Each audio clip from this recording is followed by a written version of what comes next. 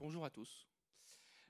Sujet passionnant aujourd'hui, pour finir en beauté ces tables rondes et ces ateliers, la blockchain est-elle l'avenir de la banque? Thème captivant, effectivement. Nous allons explorer comment la technologie blockchain pourrait transformer les services financiers de demain, notamment à travers la crypto, qui monopolise tout l'intérêt aujourd'hui du sujet. Et aujourd'hui, j'ai des invités de prestige. J'aimerais que vous vous présentiez directement. On va peut-être commencer par Laetitia, honneur aux femmes. Je te passe le micro. Alors, on n'a que 2 micros, mais voilà, on fera un tri. Si je dois me lever, je me leverai avec grand plaisir. Merci beaucoup. Je suis Laetitia Zito, directrice générale de la société Paymium, qui est une place d'échange de crypto-monnaies qui a été fondée en 2011, française. Parfait. Joël Alexis. Bon, je crois qu'on n'a plus besoin de te présenter, mais vas-y quand même. Moi, je vais quand même le faire pour le principe. Donc, je suis Joël Alexis Bielkiewicz. Je suis l'un des dirigeants de la banque de Lubac et compagnie, la seule banque en France qui propose aujourd'hui réellement de déposer ses bitcoins. Hein, c'est possible de le faire sur tout un tas de plateformes, mais si vous voulez le faire dans une banque qui les traite en direct et non pas à travers un prestataire, eh bien, il n'y a que nous. J'ai été, à titre personnel, pour ceux qui ne le savent pas encore, un des pionniers du minage par carte graphique en France. Je l'ai fait en 2011. Voilà, pour ceux qui ne me connaissaient pas encore. Parfait, je vois que ça fait sourire notre ami Alexandre. Alexandre. Oui, bonjour à tous, c'est Alexandre Godzi. Donc, je suis rentré un petit peu après toi, mais moi, ça fait depuis 2012 que je suis rentré dans l'écosystème et dans l'univers de la crypto. J'ai fait toute ma carrière dedans et aujourd'hui, je suis directeur de l'innovation chez Sopra Banking Software, où j'ai la lourde charge d'accompagner les banques dans cet univers. Parfait. Et enfin, notre ami Rémi. Bonjour à tous, merci. Donc Rémi Notegem, je suis le Head of Sales de Weekend Group, qui est une société qui est spécialisée dans l'échange de données réglementaires entre les banques privées, donc les CGP, les gestionnaires de fortune. Parfait. Et donc moi, effectivement, Benjamin Messica, je suis directeur juridique et conformité du groupe de Rain. Alors, j'avais prévu de lancer le débat de façon très frontale, notamment par toi, Joël Alexis, et par une citation, puisqu'on finalement on a préparé la réunion ensemble, et on s'était dit que je devais être transparent. Et j'avais noté une phrase que tu m'as dite. Je sais que tu m'avais dit, les grandes banques sont des administrations, on institutionnalise quelque chose qui n'est rien d'autre qu'une ségrégation de convictions personnelles. Et donc moi, ma première question que j'ai à te poser, c'est pourquoi les banques, au départ, il y a quelques années, elles étaient réticentes à aller sur le secteur de la blockchain et notamment sur le secteur des cryptos? Alors, il faut bien séparer deux choses qui sont très différentes, la blockchain en tant que technologie et les cryptoactifs. La blockchain, alors bon, je pense que tout le monde ici sait ce que c'est, mais par principe, je vais quand même rappeler. La blockchain, c'est une technologie qui permet de se mettre d'accord sur un historique sans un acteur centralisé qui tranche. Hein, c'est un problème mathématique qui est le problème du consensus, qui a donc été résolu pour la première fois avec le white paper j'ouvre les guillemets, Satoshi Nakamoto, je ferme les guillemets. Et donc, la problématique du consensus réglé par la blockchain. Mais à côté de ça, il y a un sujet qui est beaucoup plus clivant par nature, qui est celui des cryptoactifs. Parce que dans le même temps qu'il a résolu ce problème du consensus, cette personne ou ce groupe de personnes a en même temps créé un actif qui était destiné à servir de concurrent ou peut-être de remplaçant à la monnaie classique étatique dite fiat. Un fiat dans le sens de la Bible en latin pour les chrétiens, donc fiat lux, que la lumière soit. Et donc la monnaie fiat, c'est la monnaie qui n'existe que par la volonté du législateur, par le pouvoir, par la force des armes.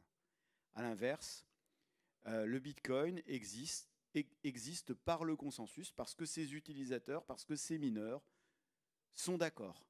Et le premier système de consensus, qui est le proof of work, n'est rien d'autre qu'une manière d'aligner les intérêts. C'est un mécanisme par lequel, finalement, ceux qui auraient le plus intérêt à tricher sont désincités de tricher. Ok, alors pourquoi cette réticence à l'époque? des banques traditionnelles, je peux en citer plein. Hein, Ah, c'est pas seulement à l'époque. Hein. En fait, même aujourd'hui, parce que certains acteurs aujourd'hui se plaignent de ne pas pouvoir ouvrir de compte bancaire parce qu'ils ont une activité de prestataire de services sur actifs numériques. Oui, alors, il y a déjà, sur l'aspect purement blockchain, il y a une certaine réticence des institutions, mais qui est plutôt liée à de la résistance au changement. Donc, on introduit une nouvelle technologie, quelle qu'elle soit, eh bien, vous avez tout un écosystème qui existe avec les anciennes technologies et qui tente de résister au changement pour préserver ses prérogatives. Vous avez des personnes qui sont habituées à travailler de l'ancienne façon, qui ont donc des compétences qui sont acquises dans l'ancien système et qui ne valent plus rien dans le nouveau. Hein, c'est toute la problématique qu'on a connue à l'époque de la transition du Minitel vers Internet. C'est pour ça que malheureusement, l'avance qu'on avait sur la télématique n'a pas vraiment servi la France.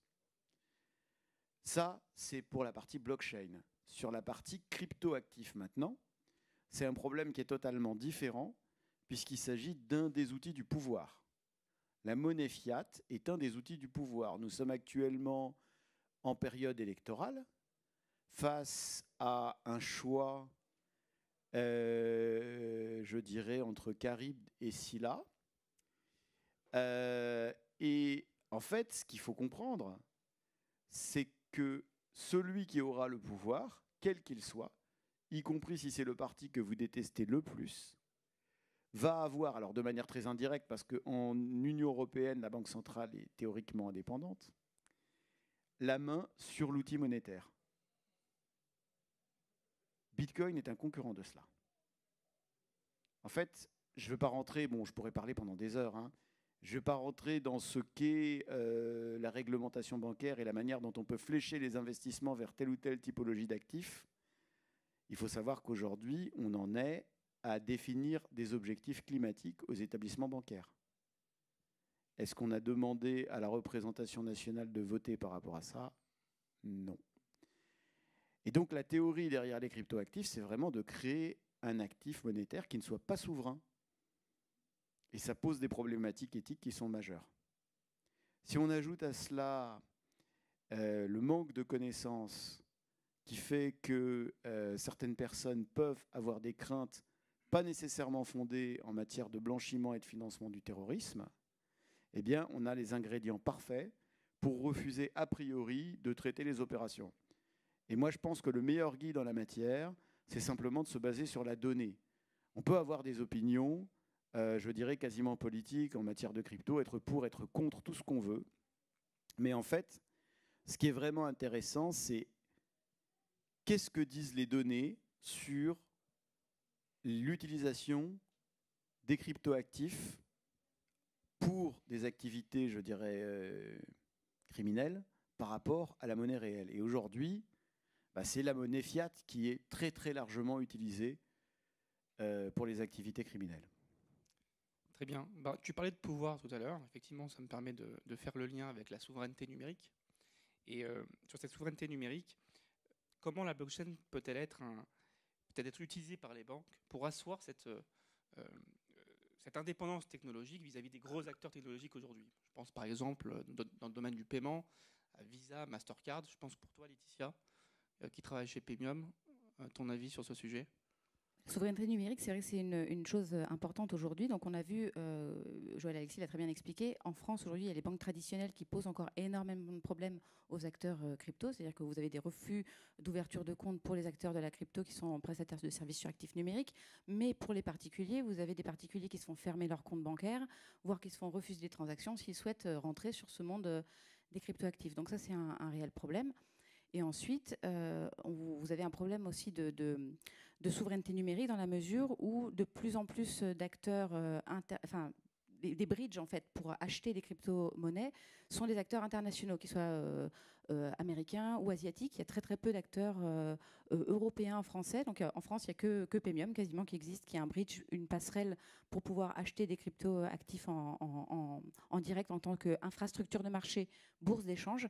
Il y avait Bitstamp qui était un acteur historique européen, mais qui s'est fait racheter par Robinhood la semaine dernière. Donc voilà, il y a une fuite en réalité des plateformes vers l'étranger, et c'est un réel problème de souveraineté pour l'Europe, parce que n'importe quel acteur ou banque qui souhaite se placer sur le credo a besoin de faire le bridge, donc le passage on et off ramp, ce qu'on appelle. Et sans plateforme française ou européenne, eh bien, on est totalement vassalisé, comme on l'est aujourd'hui pour la partie données, data, Internet. Parfait. Ok. Et Rémi, sur les aspects efficacité opérationnelle pour les banques, aujourd'hui, chez Weekend Group, comment vous faites concrètement? Peut-être revenir un tout petit peu en arrière. Je pense que le problème de la souveraineté numérique est même bien plus large que le côté accès en fait aux actifs numériques. Il y a aussi le côté infrastructure sur lesquelles les banques évoluent tout simplement. Et non seulement leurs systèmes d'information sont complètement maîtrisés par les GAFAM, par des entités étatiques extérieures à l'Union européenne, mais aussi en fait les systèmes de messagerie pour les opérations bancaires. On pense à SWIFT. Exactement. Exactement. Et donc la problématique est bien plus large que l'accès aux actifs numériques. La problématique, c'est vraiment le fonctionnement l'essence même du fonctionnement du système financier mondial. Et ça nécessite une vraie réponse. Et la blockchain, qui est, n'oublions pas, un système d'échange d'informations, peut être une bonne réponse dans le sens où c'est un système qui est complètement coupé de ces États et de l'influence de ces États. Voilà, désolé pour cet aparté. Mais pour revenir sur la question qui était l'efficacité opérationnelle de la blockchain, il y a quelque chose qu'on oublie, mais la blockchain est un super système pour garder de l'information, pour la rendre complètement immuable, et aussi pour pouvoir tracer sur le long terme sans avoir à rechercher à travers des multiples endroits de l'information. La manière dont nous on l'utilise, par exemple chez Weekend, c'est qu'on a créé un système pour toutes les banques privées pour garder la traçabilité de l'échange de données réglementaires entre ces banques privées, les gestionnaires d'actifs et derrière les clients finaux. C'est-à-dire que demain, quand les banques privées ont un contrôle, donc pour nous par exemple la Suisse, la FINMA, sont capables en un clic de ressortir la totalité de l'historique et des demandes des gestionnaires de fortune et des demandes qui ont été faites aux clients. Et ça, en fait, c'est fait aussi parce que c'est fait via un seul système. En fait, il n'y a pas un mix de systèmes avec un échange, une partie en échange de mails, une partie en échange de plateformes. Tout est complètement centralisé et ça a un avantage gigantesque pour les banques en gain d'efficacité au niveau des équipes conformité, mais aussi derrière en cas de contrôle. Et toi, Joël Alexis, par rapport à la mise en place justement d'outils spécialisés et même d'une pratique au sein de la banque de Lubac crypto, comment tu as adapté finalement tes équipes, ton recrutement pour justement avoir cette connaissance, cette pratique blockchain pour les opérationnels? Alors nous, en fait, c'est pas tellement une utilisation là, ce qui a été décrit là. D'ailleurs, je m'interroge sur le mot centralisé parce que ce qui a été décrit là, c'est une utilisation de la blockchain pour faire de l'horodatage sécurisé de données. Et alors, en fait, c'est intéressant d'utiliser la blockchain pour ça, à condition qu'il y ait plusieurs acteurs impliqués, parce que ça permet de ne pas avoir à faire confiance en un tiers de confiance. Parce que si on a un tiers de confiance, il y a des dispositifs d'horodatage cryptographique centralisés qui sont moins coûteux en ressources que la blockchain. Bon, je ne vais pas rentrer dans des histoires de maths, on n'est pas là pour... voilà, mais c'est le mot centralisé qui m'interroge. Je pense que c'est peut-être un abus de langage et tu voulais peut-être dire non, c'est pas centralisé, mais en tout cas, on retrouve tout au même endroit, à savoir sur la blockchain qui n'est pas centralisée. Voilà. Donc ça, c'était un petit... voilà. Et moi, en fait, j'ai pas mis en place de technologie blockchain hors crypto dans la banque de Lubac et compagnie. Je n'ai pas de besoin pour un traitement décentralisé. Moi, ce que je fais, c'est que je traite des opérations en crypto. Et donc, je me retrouve dans la situation où se retrouvent aujourd'hui peu de banques européennes. Il y a quelques banques américaines qui sont concernées, qui est en fait d'avoir des opérations en crypto qui arrivent et qui repartent de mon établissement. Et même si on a un dispositif qui est assez particulier en ce sens que on donne à chacun de nos clients une adresse sur la blockchain, donc il n'y a pas de mélange entre les avoirs des clients. On n'est pas sur un simple système de ségrégation. La ségrégation simple, c'est séparer les avoirs de la banque ou de l'opérateur, en tout cas, des avoirs des clients. On n'est pas sur un dispositif de proof of reserve qui consiste à démontrer qu'il y a assez de crypto dans le dispositif ségrégué pour couvrir l'ensemble des avoirs des clients. On est vraiment dans un dispositif où la banque n'est pas propriétaire de vos cryptos, c'est un opérateur technique. Donc certes, vous n'avez pas vos clés, mais c'est quand même vos cryptos. C'est contractuellement, juridiquement, c'est vos cryptos. Et vous pouvez vérifier vous-même sur la blockchain, en tapant votre adresse dans n'importe quel explorateur de blockchain. OK, la banque de Lubac n'a pas utilisé mes cryptos pour payer une Lamborghini à Joël Alexis Bielkiewicz. Elles sont toujours là. Nous, ce qu'on a été obligé de faire, c'est d'abord de former le personnel. Donc, il faut bien comprendre qu'on a un personnel qui est initialement du personnel bancaire. Il ne vient pas du secteur crypto. Des personnes qui connaissent la crypto dans la banque, au début du début, il y en avait une, moi. Et évidemment, je n'allais pas former tout le monde. Donc, j'ai fait passer des certifications à mes salariés pour m'assurer qu'ils sachent de quoi ils parlent. J'ai aussi mis en place des outils de lutte anti-blanchiment spécialisés et on a formé un comité pour établir des processus spécifiques qui utilisent à la fois des outils de suivi qui sont bien connus du marché, je ne vais pas citer de marque, mais enfin, il y a à peu près 2 outils qui servent à tracer les transactions sur la blockchain. Mais en fait, on ne se contente pas de ça. On applique à la fois l'utilisation de ces outils et également des processus qu'on applique déjà pour les transactions, je dirais, bancaires classiques, donc hors blockchain. Et c'est la combinaison de ces 2 processus qui permet d'avoir un niveau de sécurité très élevé sur la nature des transactions et qui nous permet aussi de ne pas refuser par principe les systèmes zero knowledge. Il y a beaucoup d'acteurs aujourd'hui qui refusent le zero knowledge parce que ils disent que en fait, on perd la traçabilité de la blockchain. Et en fait, ça n'est vrai qu'à moitié.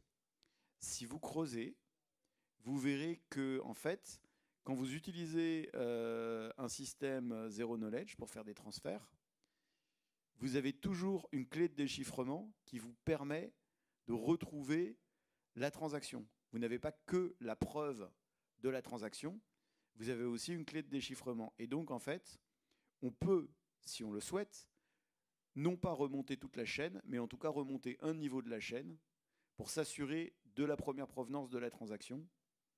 C'est le même niveau d'assurance, je le rappelle, qu'on a dans la finance classique. Dans la finance classique, on peut savoir d'où viennent les fonds en première intention, mais en raison de la fongibilité de la monnaie fiat, il n'y a aucune manière, c'est comme si la monnaie fiat, c'est un coin join permanent. Vous recevez de l'argent sur un compte, et en fait, si vous redépensez de l'argent, on ne sait pas exactement quelle est sa provenance. Donc, le même niveau d'assurance nous paraît suffisant en fonction du contexte, en fonction du scoring, en fonction des personnes dont il s'agit. On refuse d'appliquer un double, je ne vais pas parler anglais, donc je ne vais pas dire double standard, un 2 poids 2 mesures, voilà, je l'ai dit correctement. On refuse d'appliquer un 2 poids 2 mesures contre les cryptos. Et ça nous vaut aussi quelques bagarres, mais notre expertise étant reconnue, en règle générale, on nous écoute un peu quand même. Très bonne transition avec les aspects concurrentiels. Pour toi, Alexandre. Aujourd'hui, on se rend compte que finalement, la blockchain et la crypto est un élément qui permet de différencier d'une banque à une autre. Je pense par exemple à Revolut, qui a investi en masse sur l'aspect crypto, avec des frais de transaction qui sont assez faibles, avec une vraie infrastructure pour les traders et les traders, on va dire, expérimentés. Quel est ton avis sur le sujet de la concurrence? Et enfin, je me pose la question, malgré tout, moi, en tant qu'acteur PSAN, donc qui est régulé finalement vis-à-vis de l'AMF et de la CPR, est-ce que finalement le premier élément concurrentiel, ça n'est pas l'obtention d'une licence PSAN en France ou en Europe, surtout à l'approche de l'entrée en vigueur de MiCA? Je pense que ce que tu soulignes, et MiCA, c'est un excellent sujet. Parce qu'aujourd'hui, on a une réglementation européenne qui crée un boulevard pour les banques afin qu'elles puissent rentrer au final sur le marché de la crypto. Alors on en a parlé un petit peu avant, il y a des peurs, il y a des craintes auprès de nombreux banquiers. Nous, chez Sopra Banking Software, ce que nous avons décidé de faire avec l'aide du groupe Soprasteria, c'est de créer un core banking crypto. À quoi est-ce que ça ressemble? Un core banking crypto, c'est simple. On va retrouver la partie custody qui va vous permettre de gérer les clés afin de manipuler la crypto. On va avoir la partie compliance, on va avoir le reporting. Et en fait, on va vous créer tout un ensemble de briques qui vont vous permettre de gérer pour le compte de vos clients un service crypto. Et vous allez pouvoir le facturer à ces clients. Pourquoi est-ce qu'aujourd'hui, c'est le bon moment pour se lancer sur ce sujet? En fait, si on prend le marché français, vous avez le rapport de la DAN qui pointe qu'il y a à peu près 11% des Français qui détiennent de la crypto. Et vous avez d'autres pays, comme les Pays-Bas, où ça frôle les 15%. Je ne parle pas des États-Unis, où c'est un peu plus de 20% de la population qui détient de la crypto. Mais si on prend juste 4 pays en Europe, on va prendre le Royaume-Uni, les Pays-Bas, la France et la Belgique, les frais que les plateformes crypto vont toucher, c'est aux alentours de 5 milliards d'euros par an. Aujourd'hui, il y a 5 milliards d'euros par an en frais qui sont récupérés par des plateformes crypto et dans lesquelles les banques peuvent entrer en concurrence directe. Sans compter, comme tu l'as dit, le fait qu'en fait, aujourd'hui, c'est un élément clé pour aller récupérer un public qui est plus jeune. C'est sans vous cacher qu'au final, c'est majoritairement des hommes jeunes qui utilisent de la crypto en France. Bon, c'est malheureux, si vous voulez, mais c'est comme ça. Et en fait, ces publics-là, aujourd'hui, ce sont des publics qui commencent à avoir de l'argent, qui commencent à investir, et ils vont se ruer en masse vers la première banque qui va leur permettre d'échanger de la crypto et de le faire de manière sécurisée et de manière simple. Il y a plusieurs banques en France aujourd'hui qui ont le statut PSAN. Vous avez Société Générale Forge, tout ça c'est public. Donc Forge, de l'UBAC, évidemment, bien sûr, qui était le premier de toute façon et qui ont fait un travail remarquable sur le sujet. Vous avez KCIS, du coup, Entité Crédit Agricole, et vous avez d'autres banques aujourd'hui qui se cachent encore un peu, mais qui avancent dans leur coin. Bon, il y a toujours des banques qui sont contre, mais on voit quand même que le marché est en train de tourner, et on a de plus en plus de banques qui investissent dessus, qui veulent s'y mettre, qui ont des équipes, qui ont les capacités. Et vous avez, je suis un ancien de Chainalysis, une des plus grosses licornes américaines qui fait de la conformité crypto, donc j'ai eu la chance d'échanger avec eux. Mais on a des solutions aujourd'hui qui sont extrêmement robustes, qui ont levé des centaines de millions pour lancer des services dédiés à la crypto pour les banques ou pour d'autres acteurs. Et en fait, c'est un marché aujourd'hui je pense que c'est inéluctable pour conclure que les banques vont rentrer dans la crypto. Elles vont devoir s'y mettre parce que la première Tier 1 qui va annoncer quelque chose en France, elle va le faire plus vite que vous ne le pensez. Et ça va lancer en fait ce marché. Elles ont eu d'ailleurs beaucoup de mal. Moi, je me souviens d'ailleurs d'une table ronde que j'avais organisée avec modérateur, notre ami Cyril. Et il y a encore, c'était quoi, il y a 2 ans, 3 ans. Et il y avait à l'époque une déclaration la semaine de cette table ronde du Crédit Mutuel, si je ne me trompe pas, qui avait balancé des news négatives sur la crypto, qui disait que la crypto était finalement un caramassis de blanchiment d'argent, etc., etc. Et on se rend compte finalement 1 an plus tard qu'ils investissent des centaines de millions d'euros dans la blockchain et bien évidemment dans les crypto-monnaies. Toi, tu avais pris le pas il y a déjà quelques années, en étant le premier acteur régulé français. En fait, il faut vraiment bien séparer la partie blockchain de la partie crypto. Société Générale Forge, ils ont même un agrément qui leur permet de faire du démarchage, parce que c'est la seule utilité de l'agrément par rapport à l'enregistrement. Et en fait, ils ne proposent pas de crypto. KCIS, ils sont également enregistrés et ils ne proposent pas de crypto. Et le fait que plusieurs établissements... Pour l'instant. Mais bon, KCIS, on sait quelle est leur activité. Donc, on sait ce qu'ils veulent faire avec. Voilà, ils veulent faire de la custody, éventuellement de crypto, mais pas pour du particulier. C'est pour des fonds. Donc, c'est encore un autre business. Donc, voilà, il faut faire très, très attention à ne pas confondre les choses. Et par ailleurs, la première banque, entre guillemets, non publique, enregistrée PSAN, c'est nous, c'est de l'UBAC. Mais la toute première, c'était la Caisse des dépôts. C'était la Caisse des dépôts, oui. Et en fait, ils l'ont fait parce qu'ils avaient besoin de faire une expérimentation sur ce domaine. Ce n'est pas pour autant qu'aujourd'hui, on peut déposer ses bitcoins à la Caisse des dépôts. Donc moi, je pense qu'on a encore quelques temps avant qu'une banque Tier 1 propose du bitcoin au public. Et le problème numéro 1, il est dans les COMEX. Parce que de fait, il faudrait qu'ils le fassent. Et ce serait très bien qu'ils le fassent. Bon, et je veux bien auditer votre core banking crypto. Ça m'intéresse de savoir comment elles sont sécurisées, les clés, parce que ce n'est pas une petite histoire. Et pour le coup, les enjeux, ils sont quand même majeurs. J'aimerais quand même insister sur le fait que les transactions crypto sont non réversibles, Donc, bon, pour le coup, si vous commettez une erreur dans ce domaine-là, vous aurez peut-être un tier one qui va perdre tous les avoirs de ses clients. Je vous conseille vraiment, vraiment, vraiment de bien certifier votre code. Alors, et c'est pour ça que, justement, on fait appel à des partenaires. Aujourd'hui, vous avez des Fireblocks, vous avez des Taurus, vous avez des entreprises qui sont spécialisées dans la custody. Un Sopra Banking qui va se lancer sur ça, il va évidemment faire appel à des partenaires pour sécuriser cet écosystème et ne pas redévelopper, au final, quelque chose où des entreprises ont investi des centaines de millions d'euros pour développer quelque chose de robuste. Alors, j'aimerais revenir sur un point, parce que tout à l'heure, tu parlais de premier acteur qui avait été agréé. Alors, je ne sais pas si vous avez tous connaissance de la distinction entre acteur enregistré et acteur agréé. C'était ce SG Forge qu'il a obtenu, je crois, en début d'année 2024. Est-ce que finalement, alors, bon, toi aujourd'hui, tu es une banque, donc, mais je sais que tu es très protecteur de l'écosystème crypto, français notamment, et tu te bats beaucoup pour cet écosystème. Est-ce que tu n'es pas inquiet pour l'écosystème français et européen, parce que finalement, le message qui a été envoyé par l'AMF, c'est d'agréer le premier acteur et un acteur bancaire. Et finalement, est-ce que ce n'est pas la mort des petits acteurs ? Alors moi, je pense que surtout le problème, moi je vais le dire de manière directe, et je vais encore me prendre une volée de bois vert par d'autres canaux, mais enfin, bon, à un moment donné,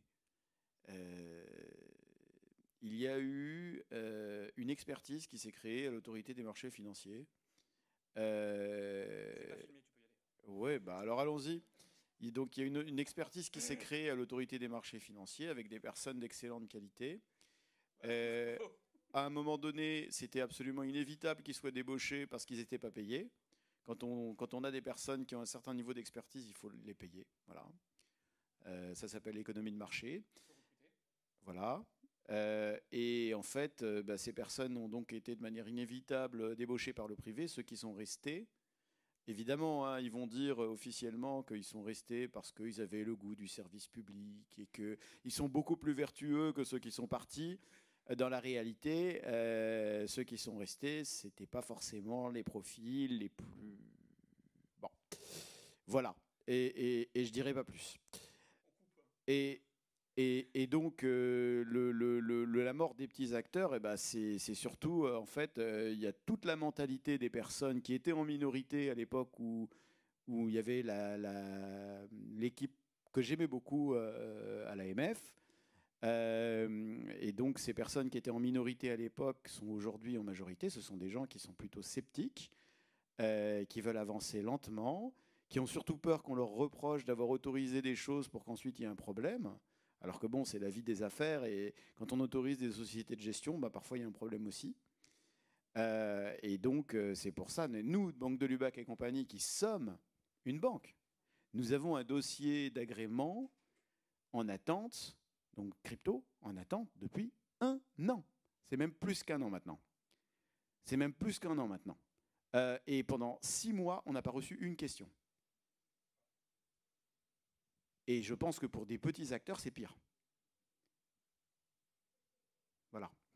Donc aujourd'hui, il y a un mur qui arrive, qui est celui de la réglementation MiCA, qui est extrêmement défavorable aux petites entités.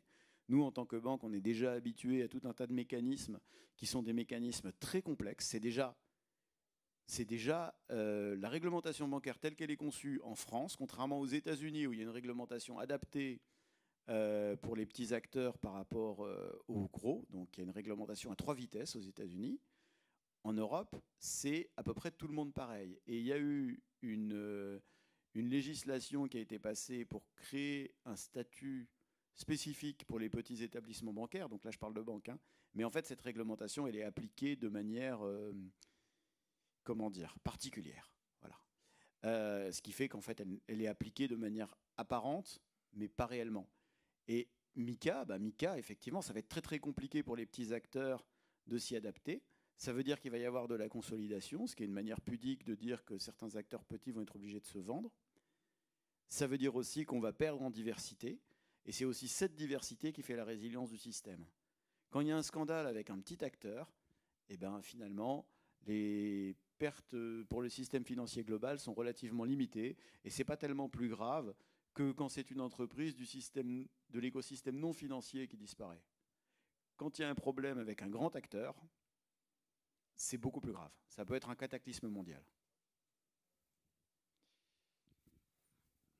Alors, c'est très intéressant. Tout à l'heure, je ne sais plus si c'est toi, Rémi ou Alexandre, vous mentionnez le rapport de la DAN, qui est d'ailleurs le premier rapport qui avait réalisé un grand sondage pour savoir finalement combien aujourd'hui d'acteurs français ou d'utilisateurs français détiennent de la crypto.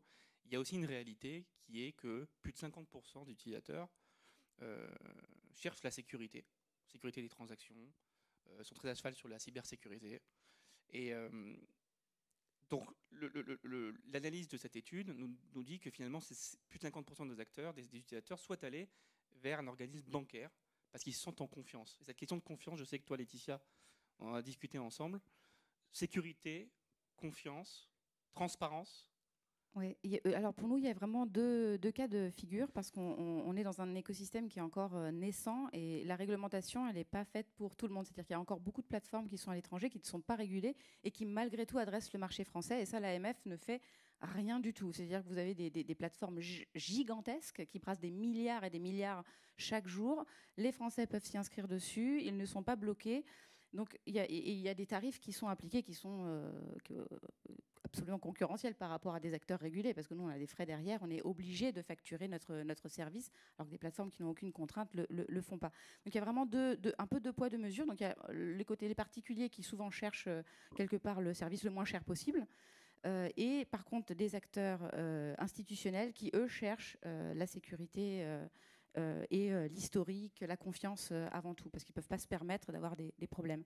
Je voulais juste revenir un tout petit peu sur la custody que vous avez tous les deux abordé tout à l'heure. Là aussi, c'est un problème de souveraineté très important, parce que la custody, donc c'est la conservation des fonds en crypto. N'importe quel acteur PSAN, aujourd'hui, même il détient les clés privées des clients, mais peu importe le mode de conservation sur une adresse par client ou autre, les fonds juridiquement appartiennent au client. Après, le mode de conservation peut varier selon les choix que fait la banque ou la plateforme. Je mettrais vraiment un bémol sur les grosses structures type Fireblocks ou autres qui sont très brillantes et très shiny, mais qui sont aussi très jeunes. Qui sont étrangères aussi et dans des pays qui ont historiquement des liens politiques plus ou moins obscurs. Donc je pense qu'il faut faire très attention quand on choisit ses partenaires sur la conservation. Je sais que nous, chez Paymium, on gère nous-mêmes notre conservation depuis plus de 13 ans sans aucun incident de sécurité. Et ça, quand on regarde le track record de n'importe quelle plateforme, il n'y a pas beaucoup d'acteurs qui n'ont pas d'incident de sécurité. Donc quand on propose des services pour les banques ou autres, il faut faire très attention avec qui on va aller sur la conservation des fonds. Et après, la blockchain offre plein de façons de faire différentes. Celle de pouvoir consulter l'adresse par client, c'est une chose, c'est très agréable pour le client. Après, il y a plein d'autres façons d'agréger les fonds et pouvoir faire de la consultation, soit par des arbres de Merkle, c'est un petit peu technique, mais ça permet au client de s'assurer que la plateforme a bien tous les fonds, ou tout simplement par un audit, par un cabinet d'audit, un commissaire aux comptes ou autre. On peut très bien faire de la certification comme ça. Et du coup, pour finir cette table ronde, Rémi, comment tu vois l'avenir ? Évidemment, qui ne sont pas faciles, mais je prends un exemple qui m'a marqué, moi, cette année. Il y a eu un événement qui s'appelle l'événement Vivatech, je ne sais pas si c'est un événement qui vous parle. L'année dernière, on était à fond sur la blockchain. Cette année, c'était l'IA. Comment tu vois l'avenir ? Est-ce qu'il y a un réel intérêt des acteurs bancaires pour la blockchain, qu'ils vont développer et investir en masse sur cette technologie-là, ou est-ce que finalement c'est un phénomène de buzz et finalement dans 2-3 ans on n'en entendra plus parler ? Je pense que je vais reprendre les mots de Joël Alexis, à vrai dire. Il faut juger par les chiffres. Aujourd'hui, les chiffres montrent que les banques investissent massivement dans la technologie, la blockchain. Et les chiffres nous montrent que non, ce n'est pas un buzz, ce n'est pas un truc qui va passer. C'est une technologie dans laquelle il y a un réel intérêt pour les banques, pour les institutions financières, les fonds d'investissement, à vrai dire tout le monde. Après, la question des actifs numériques, c'est encore question qui est séparée. Peut-être qu'elles investiront, peut-être qu'elles n'investiront pas. Ça se fera au gré des mouvements de marché, au gré des demandes des clients. Mais ce qui est sûr, c'est que la technologie est là pour rester. Et ensuite, les actifs, seul le temps nous le dira. Alexandre, et ensuite Joël Alexis. Écoute, je ne vois pas exactement ce que je peux rajouter. On ne va pas rentrer dans les débats parce qu'évidemment, dans l'expertise, on va dire qu'il y a plein de manières différentes d'aborder les choses. Nous, on essaye de toute façon d'avoir une approche assez ouverte. Ça veut dire que les banques vont pouvoir choisir les partenaires avec lesquels elles veulent travailler et nous n'imposerons pas les partenaires que nous avons choisis dans notre core banking. Donc on a vraiment une approche sur ça qu'on dit pluggable, où on va pouvoir se connecter à tout un tas d'acteurs. Mais comme je l'ai dit tout à l'heure, je pense vraiment que de toute façon la crypto est là pour rester. Aujourd'hui, quand on voit l'essor des stablecoins, quand on voit tout ce qui est en train de se passer autour de ça, et vous prenez un dernier exemple, c'est celui aujourd'hui du USDT, donc Tether, l'entreprise qui crée USDT. Ils ont fait au premier trimestre un peu plus de 4 milliards d'euros, si vous voulez, de résultats nets. Bon, c'est plus que 3 des tier 1 françaises réunies. Ces entreprises-là, elles vont arriver avec un pouvoir, avec une force de frappe qui va être colossale sur notre marché. Elles sont en train de s'enregistrer en Europe. Circle, c'est connu, on va dire sur le milieu, que leur siège européen est à Paris. Donc on a quand même réussi à attirer ces entreprises-là. Et ça montre en fait que la France et que l'Europe restent attractifs. Alors on a régulé tôt, mais je pense qu'on a quand même de beaux jours devant nous. Oui, effectivement.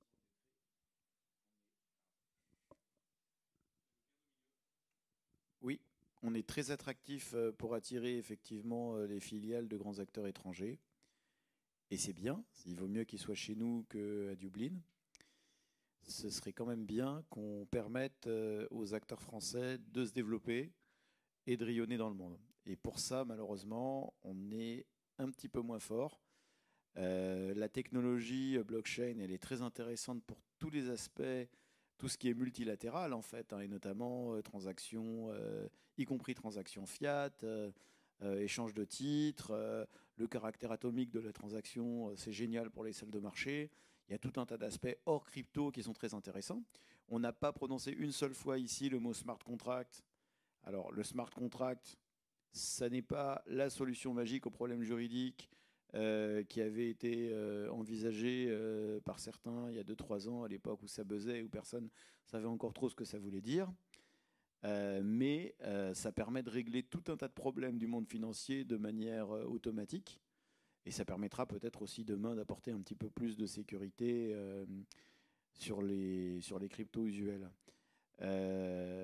Après, moi, je voudrais revenir quand même sur un point qui me paraît essentiel. Alors, c'est évidemment un choix de chaque entreprise de crypto de regrouper ou de ne pas regrouper les avoirs des clients.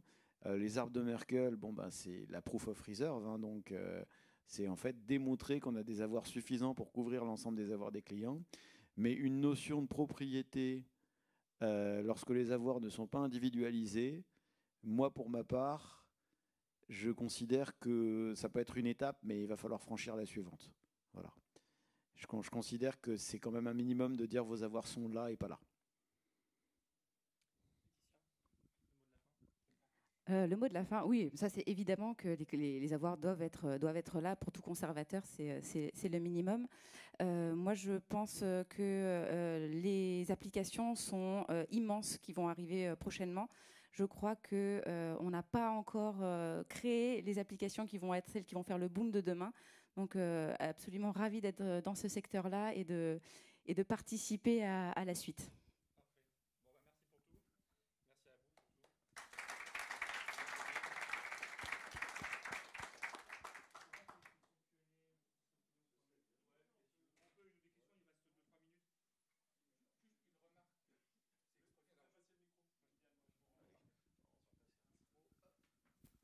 J'ai travaillé jusqu'à très récemment dans une grande banque, BNP Paribas, mais pas sur le sujet. C'est extraordinaire que le Bitcoin, enfin la blockchain ou les cryptos qui ont été créés par des gens un peu libertaires pour se libérer d'un centralisateur, d'un conservateur et de coûts de transaction. Et je vous entends dire, on va s'assurer qu'on conserve bien vos crypto-actifs, on va vous assurer qu'on vous les facture pas trop cher. Ça y est, vous avez tout récupéré.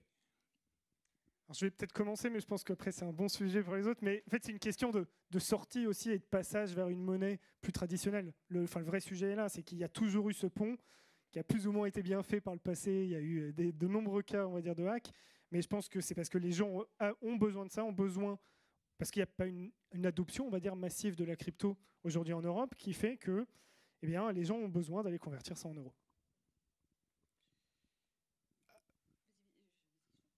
En fait, alors, l'autodétention, ça c'est vraiment le sujet qui fâche. Moi, à l'époque où j'ai commencé dans la crypto, on disait nature keys, nature crypto. Et en fait, ça revient au même que de dire que si vous n'avez pas vos billets sous votre matelas, c'est pas votre argent.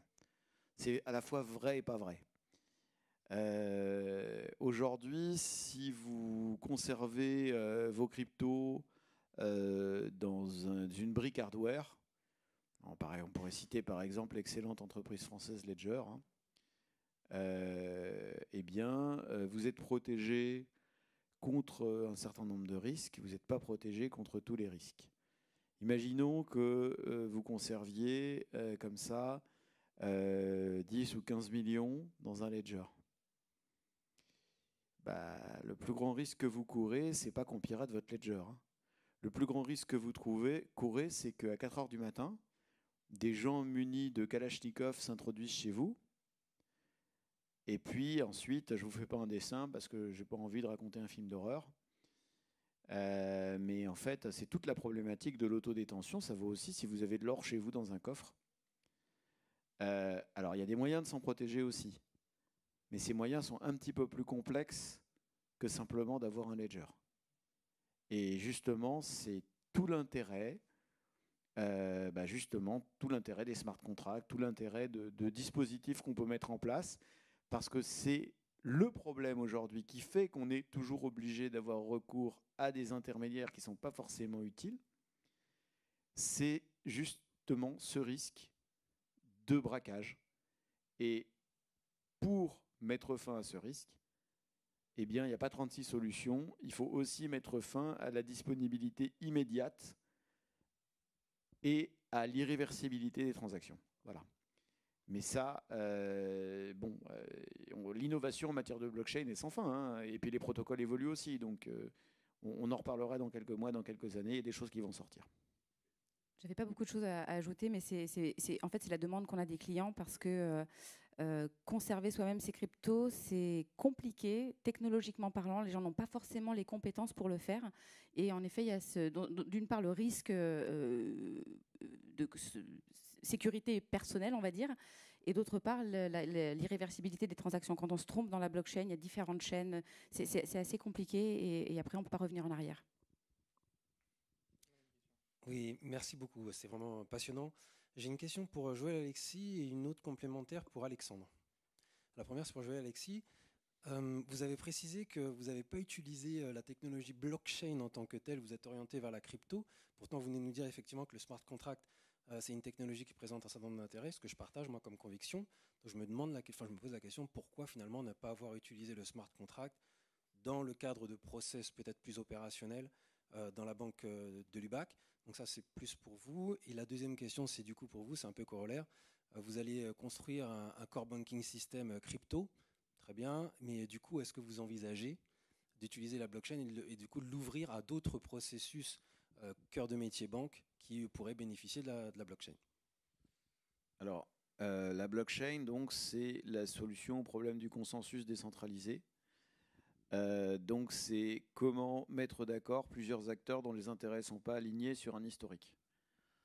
Et quand on est à l'intérieur d'une organisation correctement gérée, normalement, on n'a pas besoin de décentralisation. C'est beaucoup moins coûteux d'avoir un dispositif de journal cryptographique. Il y a des dispositifs de journaux cryptographiques qui sont très fiables, qui nécessitent simplement d'avoir confiance dans une brique de son système. Et donc, en fait, tant que cette brique, entre guillemets, n'est pas cassée, alors donc, ce n'est pas la comptabilité qui va se disputer avec le service marketing pour dire non, c'est pas vrai, c'est moi qui l'ai fait avant toi et non l'inverse.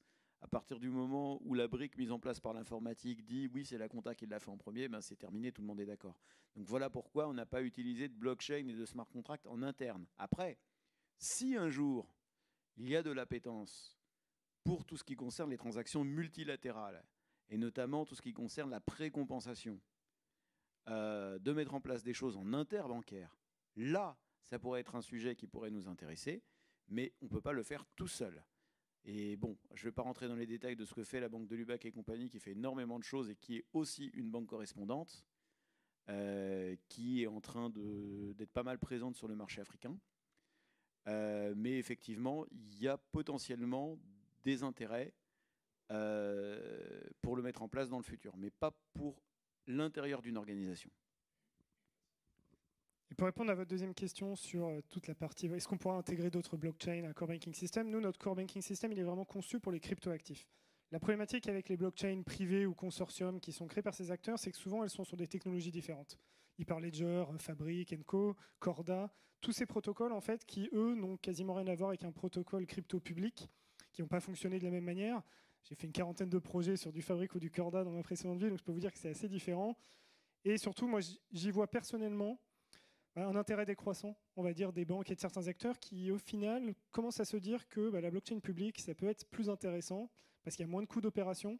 Je prends un exemple, j'avais travaillé sur un projet de consortium avec, c'était 25 acteurs du milieu de l'assurance qui voulaient créer une blockchain de consortium. Bon, le coût, au final, et la facture, c'était 25 millions d'euros. Ça en fait des frais de transaction sur des blockchains Ethereum. Voilà, ils auraient mieux fait de mettre ça sur Ether ou sur Tezos, c'est beaucoup plus simple.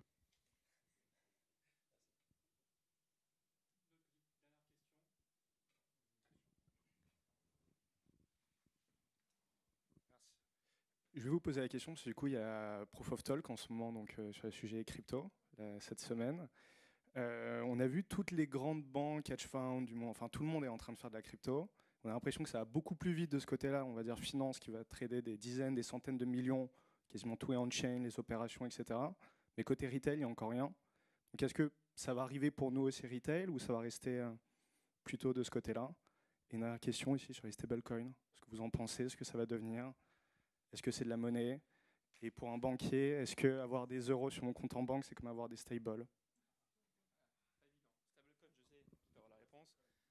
Sur la première question, qui veut... Alors, moi, peut-être parce que je ne parle pas mal avec les banques sur ce sujet, mais on a vu là, déjà, je ne sais pas si vous avez suivi sans doute les ETF autour de la crypto. C'est un des premiers moyens pour les personnes qui ne veulent pas s'embêter, qui ne veulent pas gérer justement la custody ou qui ne veulent pas traiter ça. Ils veulent pouvoir investir dans des ETF. Et là, le retail peut le faire de la même manière que les institutions et que les institutionnels. Bon, sur tout ce qui est stablecoin, moi je vois quand même un intérêt des particuliers à détenir des stablecoins aujourd'hui. Vous avez toute la finance décentralisée qui se développe énormément. Et au niveau de la finance décentralisée, vous avez quand même aujourd'hui des produits qui sont assez complexes, qui permettent de faire un ensemble d'opérations qui, je pense, donnent aux particuliers au final une certaine chance de dégager des revenus supérieurs, alors parfois avec un risque aussi supérieur on va dire, par rapport au système financier classique. Pour les stablecoins aussi, il y a la MiCA qui arrive en application là au 30 juin, donc il y a une certaine incertitude au niveau des stablecoins. Après, ils se sont positionnés sur les stablecoins. Il faut avoir, en Europe en tout cas, il faut avoir un établissement de monnaie électronique pour émettre des stablecoins. Moi, aujourd'hui, je ne vois pas une grande différence entre de la monnaie électronique et un stablecoin.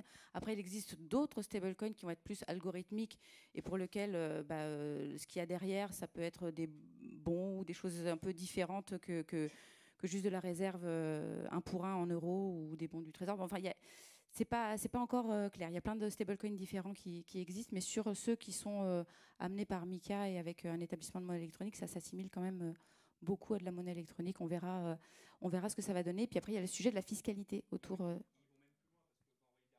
plus loin parce que quand les travaux européens ont même considéré que c'était potentiellement du paiement. Et donc, si c'est du paiement, il faudrait que les acteurs obtiennent une licence particulière, qui est une licence PSP ou être agent de PSP. Je pense que tu as suivi le sujet. Établissement de monnaie électronique, c'est au-dessus de PSP déjà. C'est au-dessus de PSP. Oui. Voilà. Mais donc, après, il y a encore une sujet surcouche réglementaire en fait, pour les acteurs. Une surcouche réglementaire. Et après, il y a la question de la fiscalité, parce qu'aujourd'hui, les transactions crypto, stablecoin ne sont pas taxées, mais si un jour c'était amené à être considéré comme de la monnaie électronique, ce serait taxé. Donc, exactement. Affaire à suivre. Alors, on va faire rapide. Déjà, on va répondre à la question de l'atelier. La blockchain a-t-elle un avenir? Bien sûr que oui. Maintenant, pour le retail, en fait, il y a des solutions pour le retail. Vous pouvez mettre vos bitcoins chez Revolut, où ils sont gérés par Bitpanda. Ou alors, vous pouvez les mettre dans une banque française, la banque de Lubac et compagnie. Il n'y a aucun problème, ça existe déjà, ça fonctionne. Vous pouvez transférer 25 milliards en moins de 3 secondes. Pour ce qui concerne les stablecoins, Pour ce qui concerne les stablecoins, moi j'ai toujours été dubitatif, ne serait-ce que sur leur appellation de stablecoin. Pour moi, les stablecoins, ce sont des actifs tokenisés. Donc je vais vraiment aller à contre-courant de ce que beaucoup ont pu dire. Pour moi, le stablecoin, en fait, c'est moins de la monnaie que du Bitcoin. Pour moi, le stablecoin, c'est du wrapped fiat. Et ça a les inconvénients de tous les wrapped, de toutes les sortes. C'est-à-dire que s'il y a un problème à un moment donné, eh bien, malheureusement, ça s'évapore. Et aller s'embêter avec les inconvénients de la crypto qui n'a pas que des avantages pour se retrouver avec un actif dont finalement la valeur dépend d'une corrélation à du fiat, et on pourrait parler de la problématique de la réserve. Si vous avez des bitcoins et qu'on détient des réserves en bitcoin, même si ces réserves ne sont pas sur une adresse par client, il n'empêche que vous avez la garantie, dès lors que vous avez l'arbre de Merkel, vous avez la garantie qu'il y a bien un bitcoin pour un wrapped bitcoin, et donc finalement, vous avez la valeur d'un bitcoin.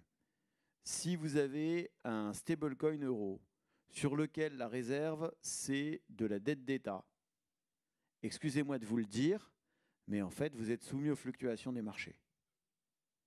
Et si effectivement il y a des variations de valeur en raison, par exemple, d'une instabilité politique, vous pouvez perdre une partie de votre avoir. Ah bah écoutez, c'est une question de perspective. C'est une question de perspective. Si on doit comparer, mais je vois bien que vous venez de la BNP, mais si on doit comparer... si on doit comparer la stabilité du Bitcoin à celui d'une monnaie, comme il faut comparer ce qui est comparable, oui. Comme il faut comparer ce qui est comparable, il faut comparer à une monnaie avec des volumes équivalents. Or, si on cherche une monnaie qui a des volumes équivalents en termes d'échange à ceux de Bitcoin aujourd'hui, ce sont de toutes petites monnaies qui sont bien moins stables que Bitcoin. Donc on parlera de la stabilité relative des actifs crypto purs le jour où la profondeur de marché et de liquidité sera de nature à empêcher la manipulation des cours. Aujourd'hui, on n'y est pas encore. Mais technologiquement, on a un outil qui permet de garantir une stabilité bien meilleure que celui d'une monnaie qui existe par la volonté de quelques-uns dans un cénacle et qui est soumise aux aléas des décisions qui sont toujours politiques, prises par les banques centrales. Même si la Banque centrale est théoriquement indépendante, même si on lui donne des garanties d'indépendance, c'est valable jusqu'à un certain point. Et d'ailleurs, on l'a vu dans les variations très fortes des positions du Conseil des gouverneurs de la BCE en fonction de la situation des élections dans les différents pays européens. On pourrait citer par exemple ce qui s'est passé lorsque Berlusconi n'a pas tenu ses engagements vis-à-vis de la Banque centrale. Il y a un certain nombre de choses qui sont semi-publiques, qui se sont passées à ce moment-là, et qui pourraient un jour être un scandale majeur et amener des gens à marcher avec des torches enflammées dans la rue.